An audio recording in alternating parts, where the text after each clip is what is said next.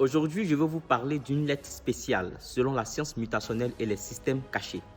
Je vais vous parler d'une lettre merveilleuse, une lettre bizarre et particulière. Je vous parle aujourd'hui de la lettre Y. Oui, le Y. La lettre Y est une voyelle. Elle est la dernière voyelle, la 6e voyelle de l'alphabet. Nous avons des mots comme mystère, comme hybride, comme type, comme sexy, qui démontrent que Y est une voyelle. Cependant, la lettre Y se comporte comme une consonne dans certains mots comme yacht, yen, yahoo. En anglais, on peut avoir yes et you. Alors, selon ce détail, nous découvrons que la lettre Y n'est ni une voyelle pure, ni une consonne pure. En plus de cela, la lettre Y est un mot. Par exemple, dans il, i, u, ou en y versant de l'eau.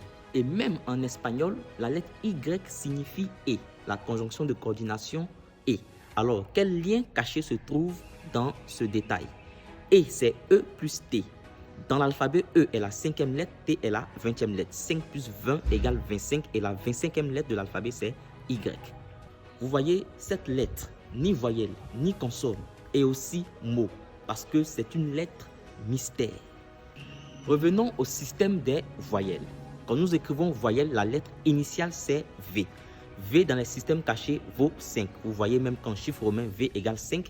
Et dans l'alphabet, dans le sens inverse de Z à A, la lettre V est la 5e lettre. Alors si voyelle commence par V, cela veut dire que les voyelles pures sont 5. La 6e voyelle qui est Y est particulière. Regardez, il y a un système que partagent les autres voyelles qui ne se répètent pas avec la lettre Y. Je vais parler des accents, que ce soit l'accent grave, l'accent circonflexe ou l'accent aigu.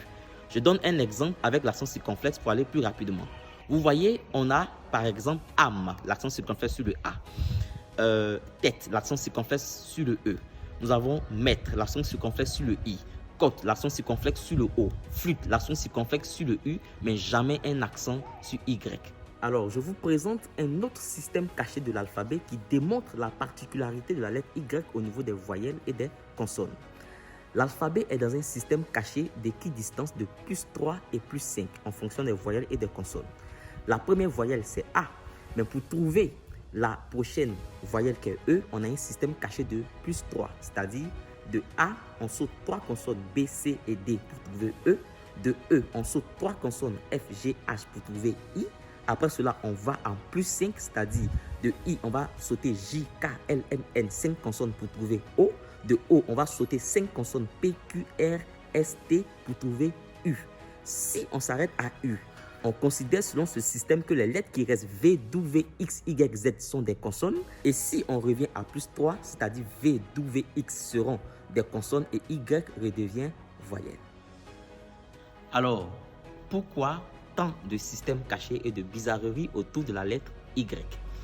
En réalité, la lettre Y est une lettre divine.